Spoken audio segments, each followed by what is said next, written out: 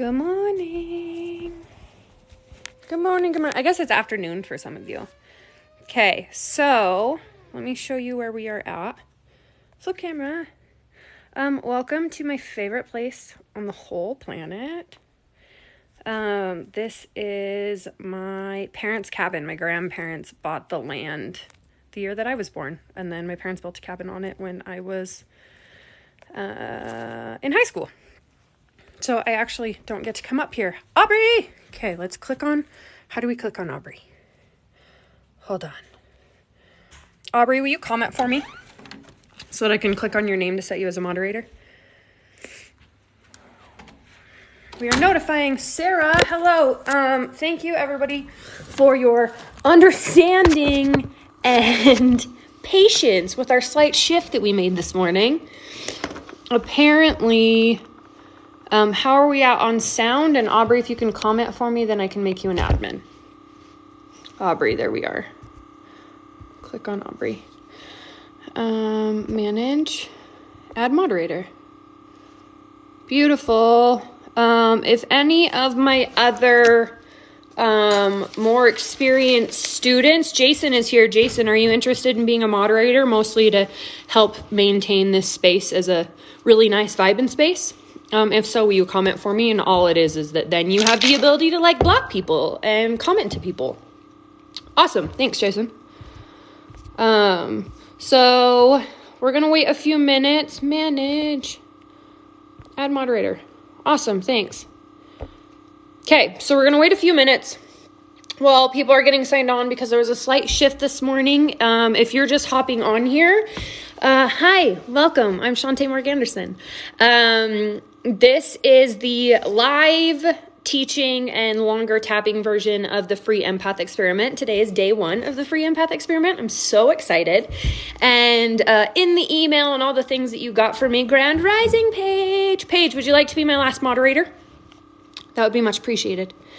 I'm just going to assume you said yes. Manage.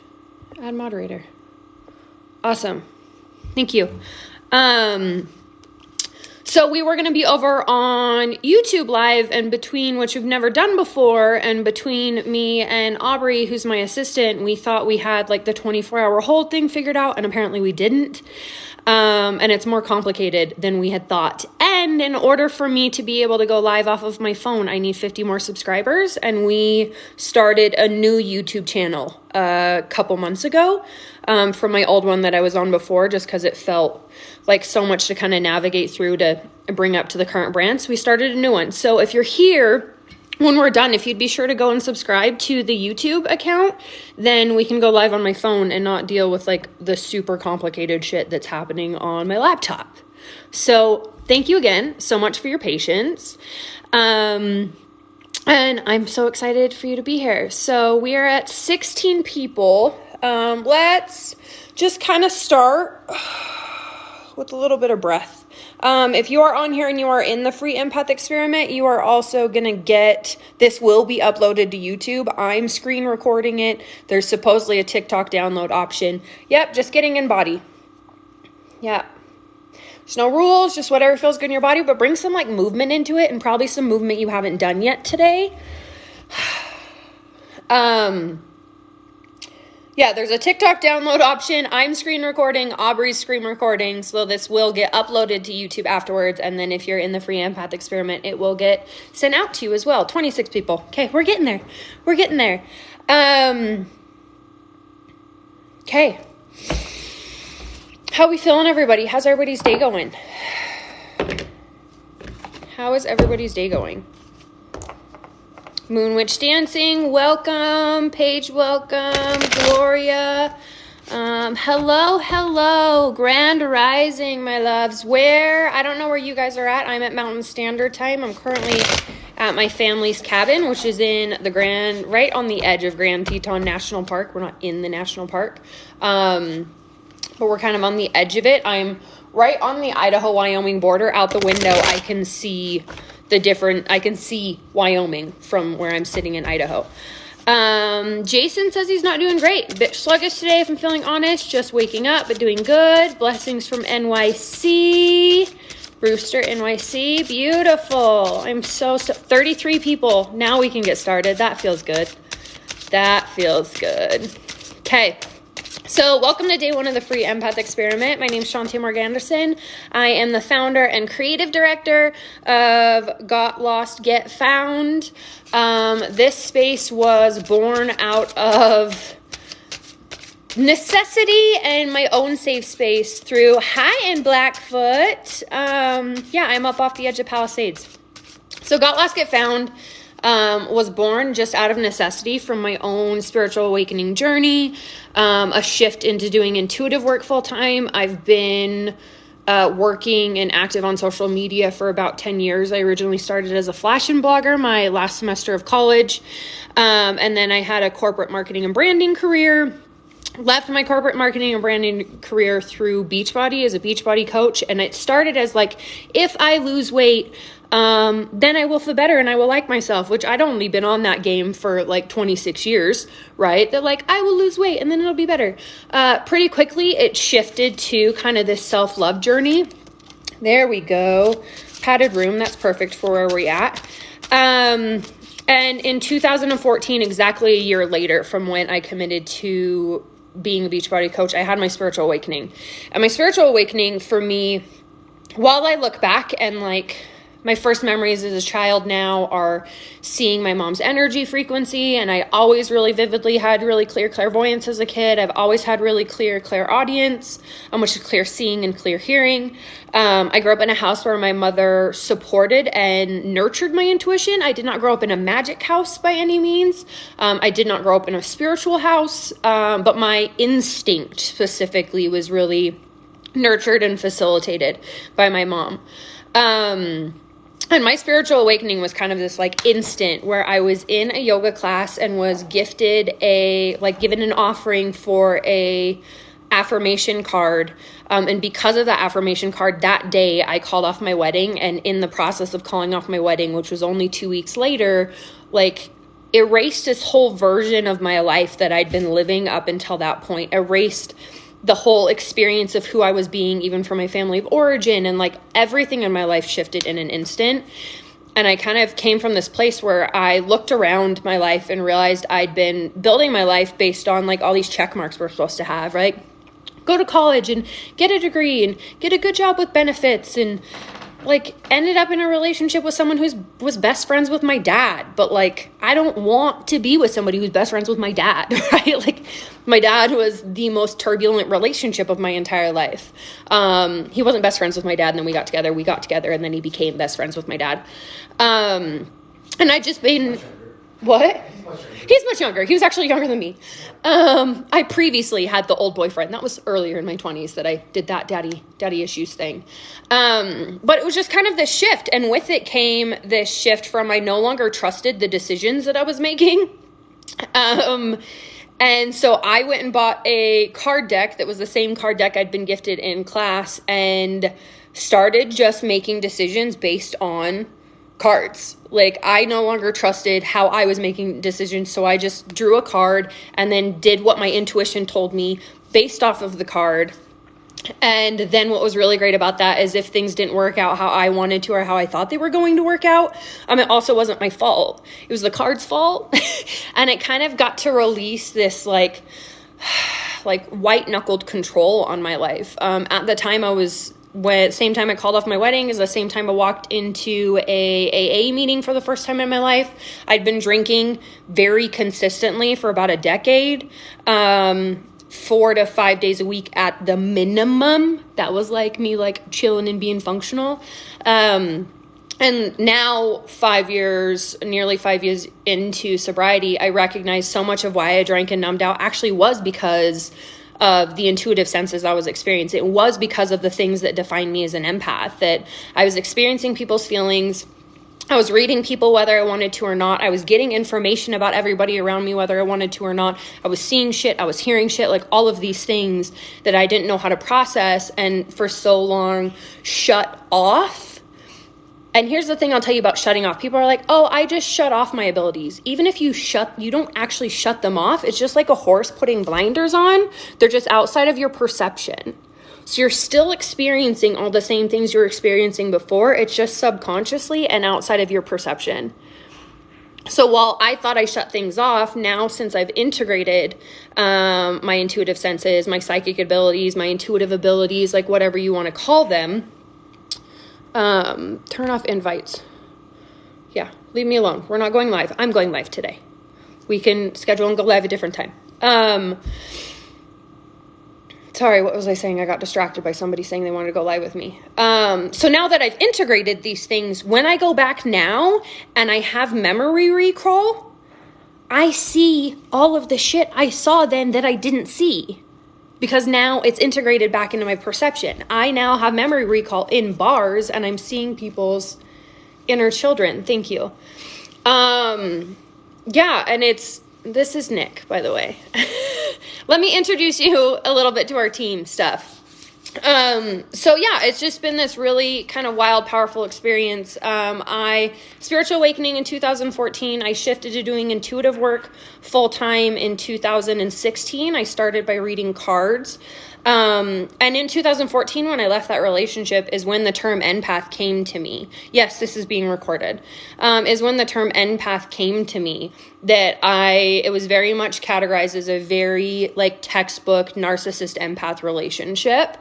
And it was like this aha moment. Like I learned the empath stuff and learned about this dynamic and how, I end up in these relationships with people I try and fix, and then they feed off of my energy, and then I'm always like regulating their shit, and there's a lot of lying and gaslighting. Like it was totally textbook, and it felt so empowering that I was like, this makes sense. Now my whole life makes sense. Like I'm not crazy. This is real. This describes the relationship I'm in so that I could even cognitively understand this relationship that I'd been in my whole life. I was able then to cognitively see how it mirrored the relationship with my father growing up, and was able to like, oh wow, this makes so much sense.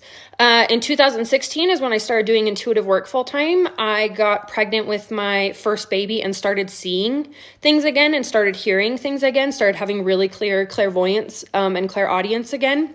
And it just kind of naturally progressed that started doing card readings and intuitive reading work with people.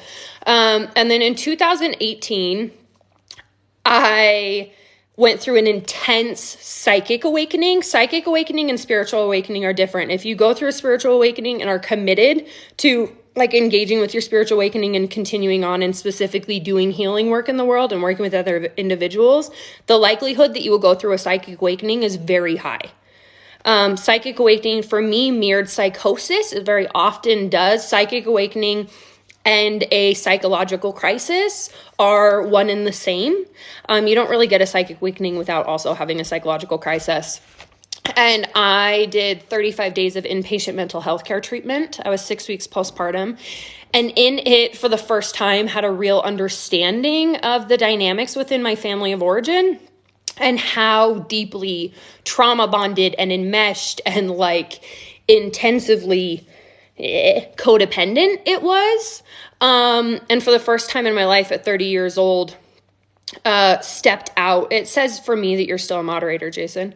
Kind of stepped out of that family dynamic and got an incredible amount of bandwidth back in my life. We went no contact with my family for a while, and just like was relearning how to process and engage with the world. And that kind of is around the same time that this like empath thing came up for me, that I was like getting the skills that I was getting was crazy. That I was starting to see people's inner children and engage with them. I was starting to be a space holder for big other groups of spiritual leaders, with an indigenous medicine woman, which is funny that I click that back now, that like, we were already space holding together back in 2018. And this big work started to come for me, but what was happening is I was exhausted. I was so exhausted. I was frustrated and overwhelmed by the amount of information and stimulus that I was taking in. And just like that, I didn't feel like I had much of a filter on it, that I was just like getting so much all the time that it was like, okay, here's all this stuff. And then I was having to like work and filter through what to do with it and what was even important and what had anything to fucking do with me. And I was also I could feel inside of me. I had this knowing, and I could visually see. I'm an interdimensional psychic. So I have a condition called Ehlers-Danlos syndrome, where all of my connective tissue forms asymmetrically. I'm very literally a mutant. And because of the way that my body functions, I can function interdimensionally and across different timelines in a way somebody in a physiotypical body can't.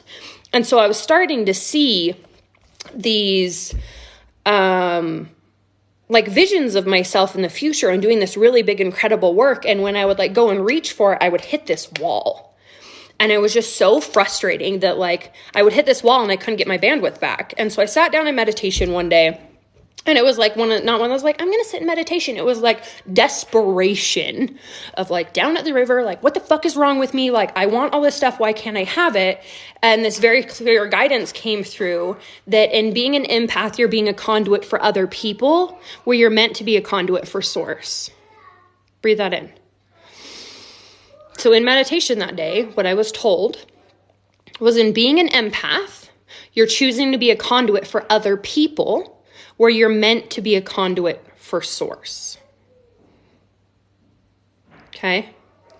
And it was okay, what does that mean?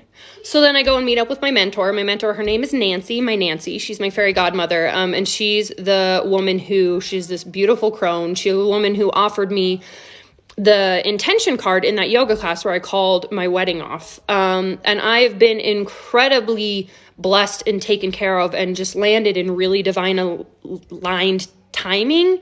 That going through spiritual awakening, if we go back more ancient and traditional, how this engages when somebody starts to feel things and see things and showing signs as a seer, as a young child, as a mystic, as a young child, as somebody with these abilities, a young child, an elder who functions in the spiritual realm comes in and mentors that child through the process, supports them through the process, helps them to integrate and engage. We don't have that culturally, right? I got that. I was gifted that culturally, that I had this incredible mentor. Nancy's been teaching intuitive abilities specifically around clairvoyance since the 80s. And so I call Nancy and I'm hey, this is what I heard. Being an empath is being a conduit for other people versus where I'm meant to be a conduit for source. This empath thing feels like my wall. Can you help me? To which Nancy's oh my God, thank you. Which is funny because Nancy doesn't get very intense and in your face very much. Nancy's usually isn't that interesting?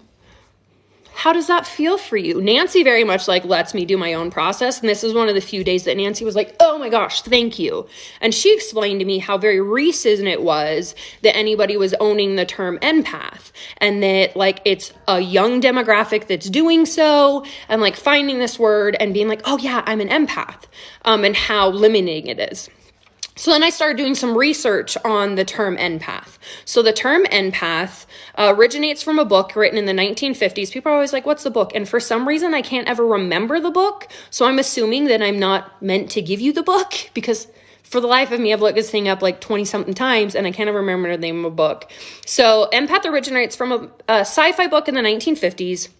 Where it's this character who's processing and feeling people's emotions and experiences around them. It was picked up by Star Trek. It was picked up pretty heavily in the sci-fi community as this archetype, as this person who just feels and experiences people's emotions. Still, it's there and it's in the sci-fi community. It wasn't until about 20 years ago when the narcissist empath dynamic was defined as a psych term, okay? As a relational functionality in the psych community and something that could be defined and kind of not so much diagnosed, but a framework for this is your relationship, this is how it's functioning, this is the fucked up codependency of it, here's how you know. And what's great about diagnoses and frameworks in psychology is it gives us an understanding of where we're currently standing in order to address the issues, right?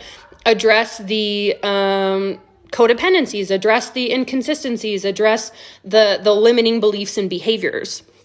I do not label people by anybody who says I have a narcissist this or a narcissist or whatever.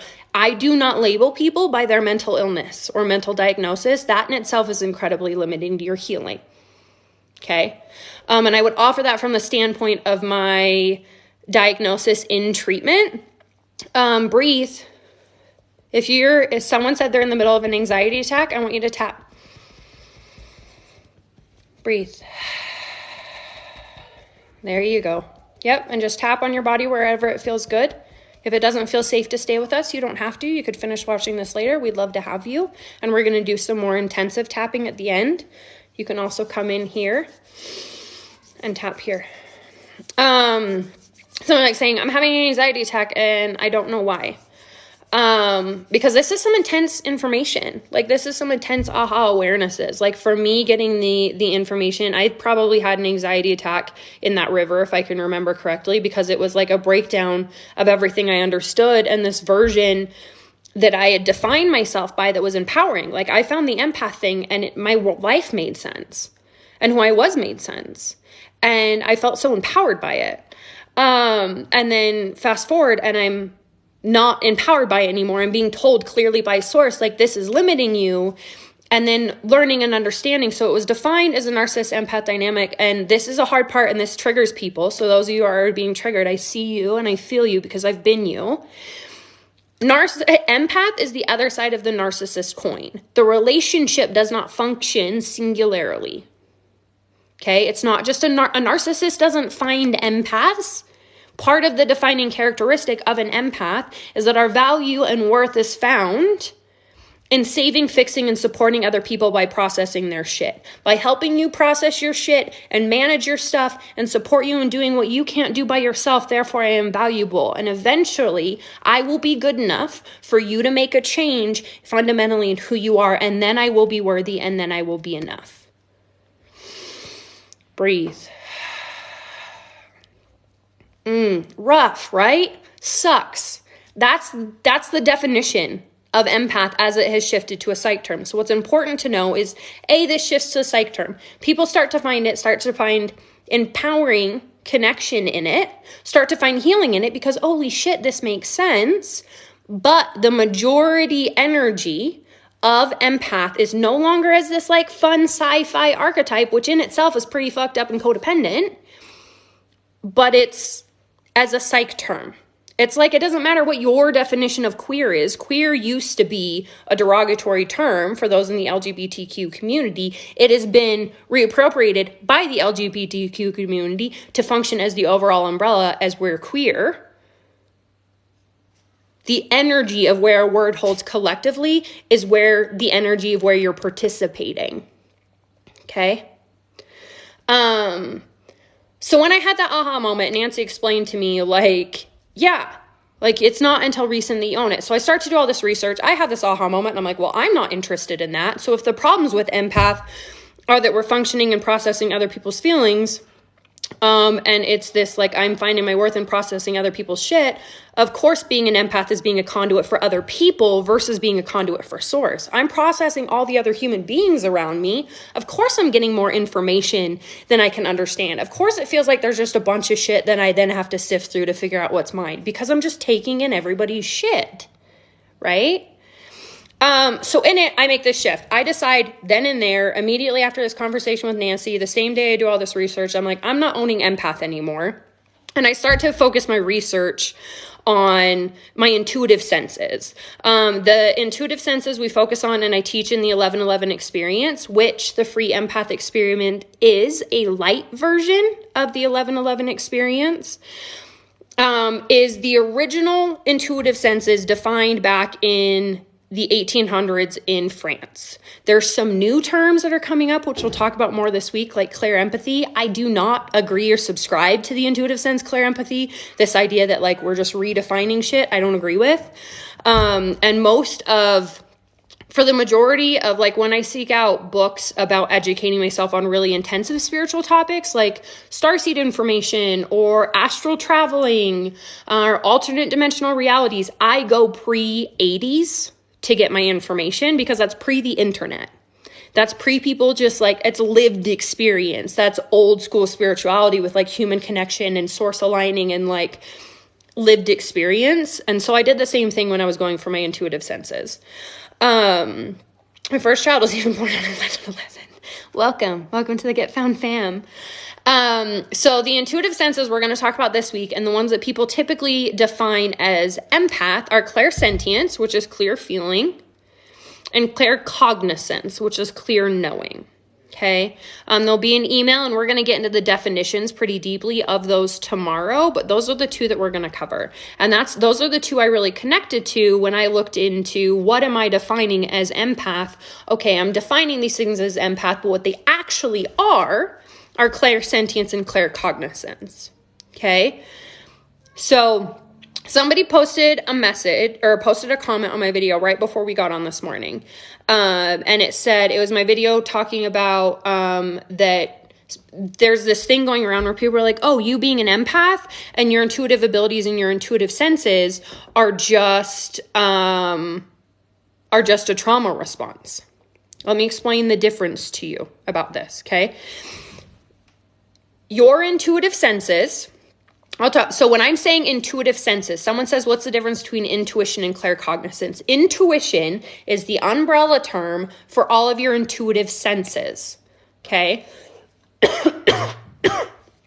The clair senses that I'm talking about are like your physical senses, okay? So the way that I feel and experience the world is I see it and I hear it and I taste it and I feel it and I smell it, but that's how I'm feeling and experiencing the world. Your intuition is clairsentience, which is clear feeling, claircognizance, which is clear knowing, clairaudience, which is clear hearing, clairvoyance, which is clear seeing, clairgustance, which is clear tasting, and clairalience, which is clear smelling. Okay? Those are your intuitive senses that make up your intuition. Those intuitive senses are always yours. Your intuition is always yours. The way that you function and take in the world intuitively is always yours. Being an empath, the way that you have learned to engage with these intuitive senses is the trauma response. Your intuition isn't the trauma response. The fact that you can read and feel and understand things and just know shit is not the trauma response. That's your intuition. The fact that you learn to engage with it in a codependent way, where you're functioning and processing and mostly using it to keep yourself safe and find your worth and value in the world, that's the trauma response. Okay? Does that make sense? I would like any questions about that. Yes. Okay. So part of what this free empath experiment is I'm going to invite you to let go. And if it still feels empowering for you, fucking great. If empath still feels amazing for you, awesome. But I would offer, if you're here, it probably doesn't, and you probably want something more. You want something different. Okay. So I vowed to just drop the empath thing and instead focus on my intuitive senses. In that, and understanding about the empath thing and how empaths function, it's energetic codependency is what being an empath is. Okay. And I would offer, if you're in a narcissist empath relationship, it's just codependency. That's ultimately what the relationship's underlying definition is. It's very deep, intensive, toxic codependency. My official diagnosis in treatment was complex PTSD and dissociation from long-term sustaining narcissistic abuse. So I speak this from very intense, deeply lived experience. Okay. And clients, I don't even know how many clients I've worked through with this. Like, I genuinely can't even count anymore.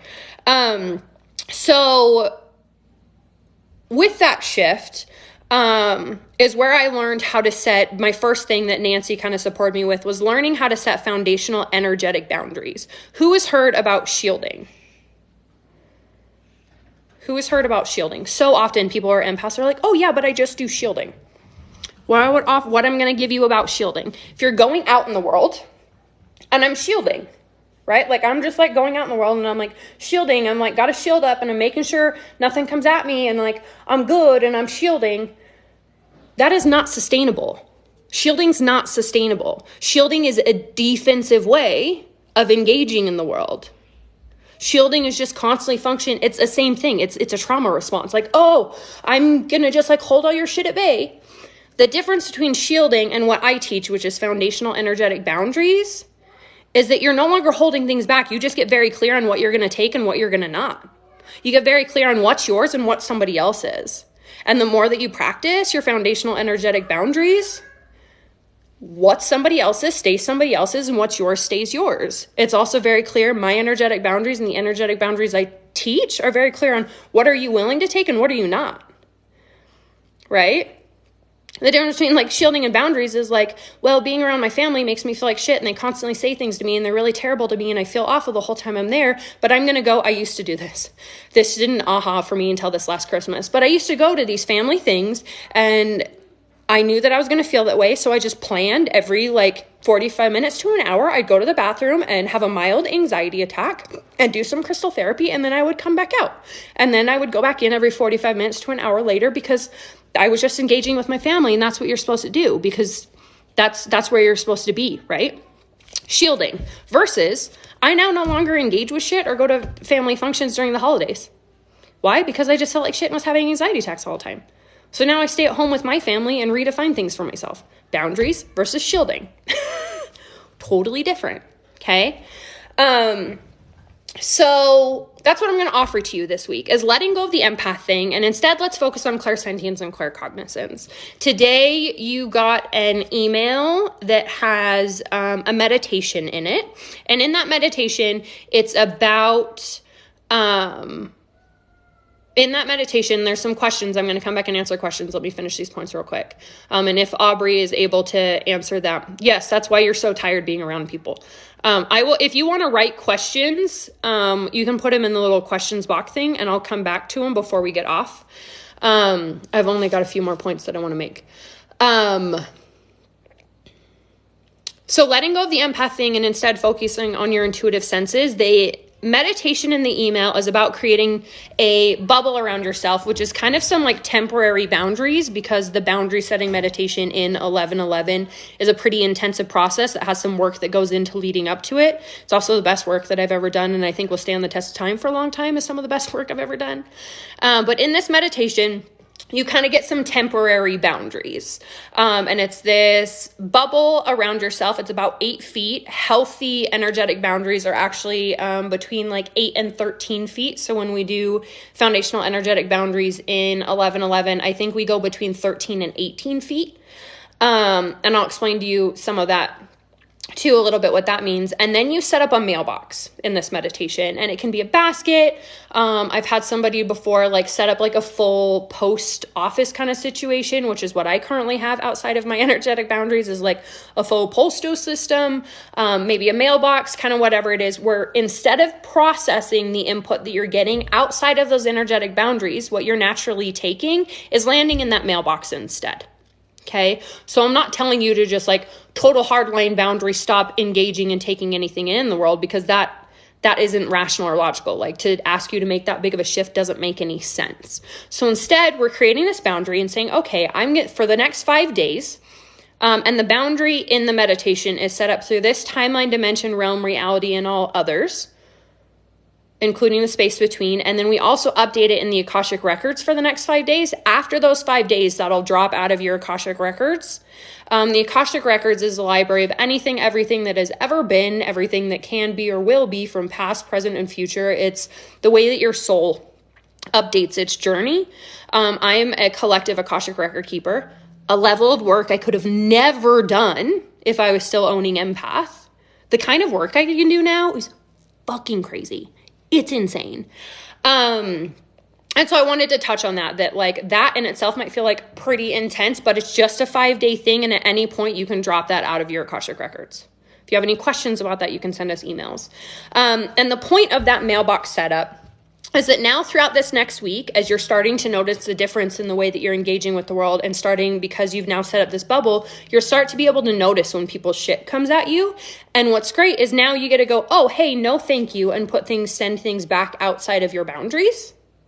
Like if something comes through those boundaries, because now you have a boundary that you'll be able to notice or engage, you got to go, oh, no, thanks, and send it back out because this is a muscle memory. If you're not used to setting boundaries, it's likely that things are going to cross them because you are learning how to set them. And then you're going to have this mailbox, and this mailbox will be landing where all this shit you normally process comes through, where all the things that you naturally go through come through. What's cool about that is you then will have the opportunity at the end of the day to check into your mailbox, return to sender what's not yours, notice maybe what is, and some awareness. And part of this is start to notice what it is that you're picking up.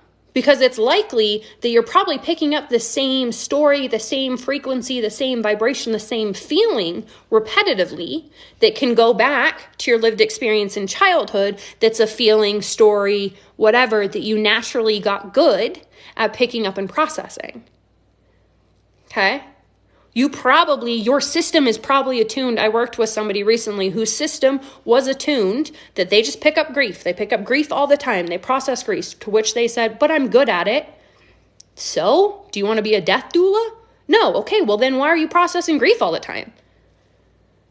But it's just because their experience in childhood was a whole bunch of grief, and it had to do with witnessing their parents experience grief and then being a kid and wanting to help their kids. So their system got attuned to processing grief.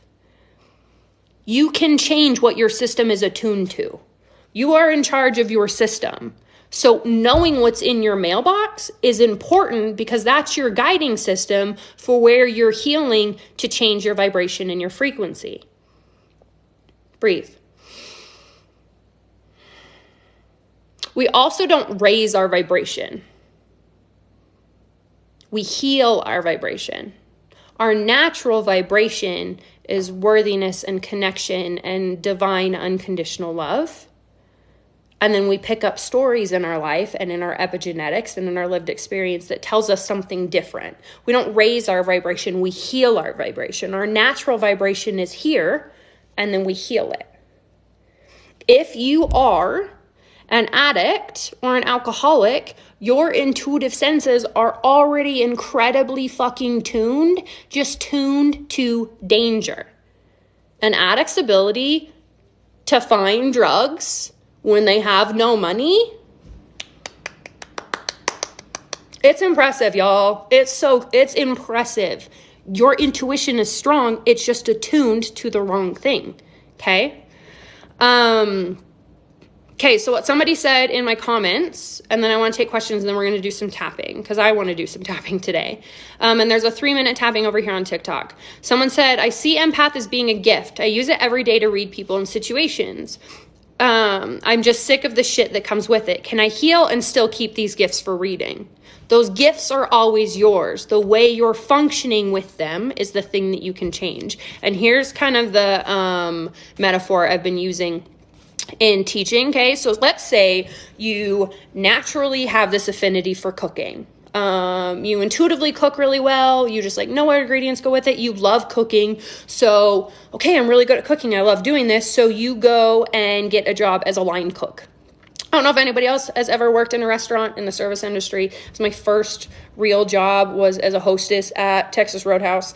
So you go and get a job as a line cook because cool, I'm going to get to cook, but you're not in control of what you cook. You're not in control of how you cook it. You're not in control of the environment. You're not in control of the amount of people that are going to come in and out of that door, and the speed in which you're not in control of your schedule. Somebody else tells you when to be there and how to do shit and how long you're going to be there. Line cook is taking that affinity for cooking, aka, or your intuition. Intuition is the affinity for cooking, okay? And then being an empath. Okay, I have this affinity for cooking and somebody else is in charge of how I do it. Let's shift, and there's a big thing that goes around on social media right now too about being an empowered empath. Okay, so let's take and shift that affinity for cooking. We've quit the line cook job now, and now we're just at home and we're cooking for our family and our friends. We have much more control over what we're cooking. We get to go and buy the ingredients. We get to decide who we're cooking for the most part, and we get to be in charge of our schedule. But we also, because they're our family, have a lot of people who have opinions of, I like everything you're doing here, but I don't want onions in it. And there's a whole mess, and we're limited in our kitchen because we don't have much space, and there's things that we want in our kitchen, but they aren't in our budget. So I'm cooking for my family and it feels really good, but I'm really limited and I don't have as much bandwidth as I want. And I'm still dealing with some people's shit that I don't necessarily care about. I want to cook the food I want to cook. Okay. Empowered empath. That's great. But then there's taking that affinity for cooking, taking your intuition and shifting it and doing work on it and really engaging with it in an intentional way and deciding you're going to use it in a way that feels good and the best for you. And you're going to become a chef. Okay, you're going to become a chef in a restaurant that you own. You get to decide the menu. You have an industrial kitchen. You have a support team. It's your it's your restaurant, so maybe you're only going to be open for lunch. There's one of my favorite restaurants in town that just shifted, that they close at 4 o'clock every day. They've been open for 20 years and randomly last year said, fuck this, we're done with dinner. We're closing at 4 o'clock every day. So you don't want to deal with the dinner wash. So you're closing at 4 o'clock every day. And like the potential in which you can engage with this intuitive sense is, oh, you've got this thing on the menu that has onions in it. You don't want onions? Order something else. Or something else if you don't want onions in it, because this thing comes with onions and that's how I cook it. Okay? That's taking your intuitive senses and owning clairsentience and claircognizance and dropping the empath thing entirely. The affinity for cooking, the love for cooking is all the same, but are you a line cook? Are you cooking for those picky ass people at home with limited bandwidth and resources? Or are you owning your own restaurant that you're in charge of the menu? When I say the difference between being an empath is being a thermometer versus being clairsentient and claircognizant, owning your intuitive senses, is a thermostat, is that people are like, oh, but then I get to change people around you. It's not about changing people around you. It's about the fact that you get to own your own temperature, and your temperature can stay stable and consistent regardless of what's happening outside of you. And eventually you get strong enough that welcome to my 98 degrees, that I'm not trying to change your anything, but I'm here in my space and I'm functioning at 98 degrees and I'm holding this frequency and this energy. And if you want to come and be in my space and engage with that energy, you're going to shift to 98 degrees. Did you show up here and start having an anxiety attack? Did you show up here and start to like feel fidgety in your body? Welcome to my 98 degrees. I don't know what you've been functioning in. Make sense? Okay. Questions, comments, concerns. What questions do you have for me is a better thing? You're welcome. Thank you guys for being here. Thank you so much for being here. And my intention and my goal in the work that I do, the card we got, by the way, is padded room. But look at that padded room. Look at how nice this is. Isn't that nice? So I want to tell you a little about what my goal and intention in the work that I do now is, okay? Is that I care about empowering other people in owning their intuition in a fully empowered way, in a boundaried way, in a sustainable way, in a fuck yeah way, where they're able to own their own energy and hold themselves to be able to set clear intentions in their life and follow their intuition in a way that they understand and is easy, in order to live a life that's more aligned for them. Because when we live a life that's greater aligned with greater freedom, we naturally show up for the people around us better. And that our frequency, science has proven that our energetic magnetic heart field has an 8-foot reach, which is that's where your boundaries are, that is affecting the frequency of other people. Higher frequencies have a greater effect than lower frequencies do. And I care about you feeling fucking good and feeling free and living an aligned life and living in a life of freedom. So you may show up and create more freedom for other people. And that when you're standing in line in the grocery store, you're doing so from a stable, grounded, clear, balanced place, that you're the one having a positive impact on the place instead of moving and fluctuating and being part of the fucking tidal wave that we've all been experiencing. That's what I care about. I care about the fact that we've all lived a deeply traumatic lived experience, which isn't your fault. Whatever you went through and whatever you lived in order to like experience things in the way of like an empath and processing other people's shit wasn't your fault. That being said, it is your responsibility and your accountability to do something about it. And nobody's coming to save you. Nobody's coming to save you. The only person that can shift and change things for you is you. And I believe that there's an accountability and responsibility for us to own ourselves, for us to own our own freedom, for us to own who we really are underneath everybody else's bullshit, so that we can actually change and shift and heal the world. And that's what I fucking care about. And that's something anytime you do any teachings with me, especially in a physical space, is like, if you're here, you are now leaving with a responsibility on what it means to be free for Black, Brown, Indigenous bodies of color, for the LGBTQ community, for the trans community, for the neurodivergent community, for the disabled community, like taking that sense of freedom and being able to pass it and hold that frequency for other people. Because that is the point of all of us being here. Okay? I love you. And I'm so proud of you. Yes, you heal the world by healing yourself first, and you can't fix anybody.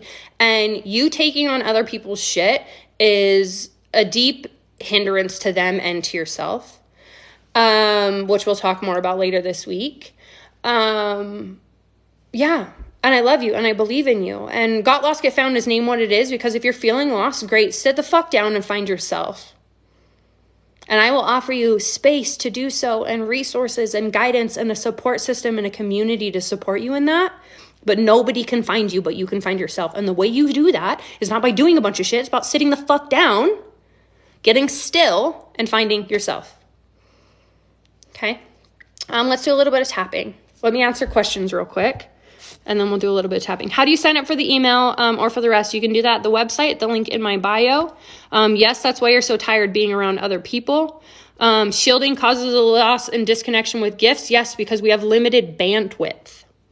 You have a limited amount of bandwidth if you're using it on shielding. Or it's not like, at this point, I have such deeply strong, intensive, energetic boundaries that like, what's mine is mine. And that we do that in 11:11 too, that we help set your boundaries for what's mine is mine, only what you consciously need to know, and in divine timing, everything else gets out of your space. I don't get intuitive hits that aren't for me anymore at all. In fact, I don't very often I don't get any information that's not for me or meant for my safety or meant for something that I'm clearly being guided to support with. Like, I don't get shit that's not mine anymore. How you sign up is the website at the link in my bio. Yes, I'm a Scorpio, Leo. Okay. Beautiful. Settle in, getting comfortable in your body. I'm so excited you guys are here. I'm so excited you're here. How do you help with psychic vampires? If you have strong energetic boundaries, those bitches can't see you.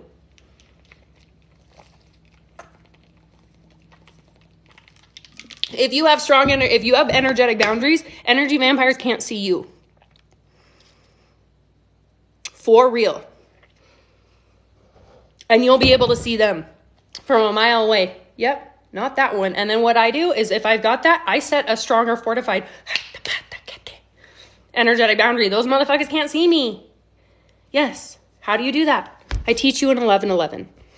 I teach you in the 11:11 experience. We are in the light-free version. Okay. Yeah. Tapping. I was like, what are we doing? Tapping. Tapping is a self-healing modality that you are willfully moving energy to your energetic meridian points, which they are starting to find the physical proof of, and to support your body in processing old stagnant energy, limiting beliefs, old stories, things that are no longer serving you, and is scientifically proven to support your body in rewriting neural pathways. Oh, honey, I do Reiki with Mama Gaia every day. I'm a Mama Gaia conduit. And I'm a space holder for an indigenous medicine worker, and I was gifted activated Aztec DNA. I am doing things on 222, but I work with Mama Gaia every day. Okay, shake it out. Whew. Okay, we're just going to come on to the top of the head because we processed a bunch of stuff. There we go. I want you to check in after just tapping here on your hand with how you're feeling. 10 being best day of your life, 0 being you want to die. 10 being best day of your life, 0 being you want to die. Whatever it is perfect, it's great, it's glorious. Okay, top of the head. Feeling pretty intense right now. I just got hit with a lot of information. A lot of new ideas. A lot of perspective I didn't have. Bringing up a lot of my own lived experience. A lot of the ways I've been engaging in the world. Some of it didn't feel good. Hell, a lot of it didn't feel good. Even though I'm feeling this way. Is that a rib cage? Let me move this so you guys can see better. Even though I'm feeling this way, I love myself unconditionally. I accept myself deeply and completely. I forgive myself relentlessly for these old behaviors and stories. It is safe to be in my body. It is safe to have this new awareness. I can trust if it's coming up right now, it's because I'm ready to hear it. It is safe to be in my body. This is a lot of uncomfortable new awareness. I am trusting if it's coming up right now, in this perfect aligned timing, it's because it's ready to be seen, and I'm ready for healing. I love myself. I choose to accept myself no matter what. I'm forgiving those old stories and ways of being because it wasn't my fault. The way I've learned to engage in the world wasn't my fault. And I'm so grateful for all the ways these old behaviors and these old beliefs kept me safe. I'm choosing to write a new story. I'm letting go of these old ideas and ways. In this new story, my intuition isn't just to keep me safe. My intuition is helping me feel fucking good. My intuition isn't to be a conduit for other people. My intuition is for me and being a conduit for source. It is not my job to handle other people's shit. What a narcissistic thought process that I can fix or take care of other people's shit. Ah, that just clicked. That just clicked in that definition that we talked about. I don't want to be in charge of other people's shit. I got enough of my own to handle. Got enough of my own to process. I'm letting go of that old way of being and choosing to engage with energetic boundaries. I love myself. I accept myself. I forgive that old story, and I'm doing things differently. I am safe. I am supported. I am seen. I am free. And so it is. Amen. Aho. Shake it out. Settle in the body. Breathe just for a moment. Beautiful. Another big inhale. Inhale. Relax your jaw. Tongue out this one.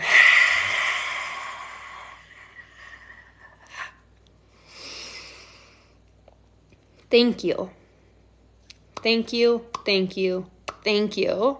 For being here, for trusting me and allowing me to be in your space, and to guide you through this fun adventure. And it's called the Free Empath Experiment, is because it is very likely that over the next 5 days, there's going to be some triggering, intense information that's going to come up. You're going to experience some triggering, intense things.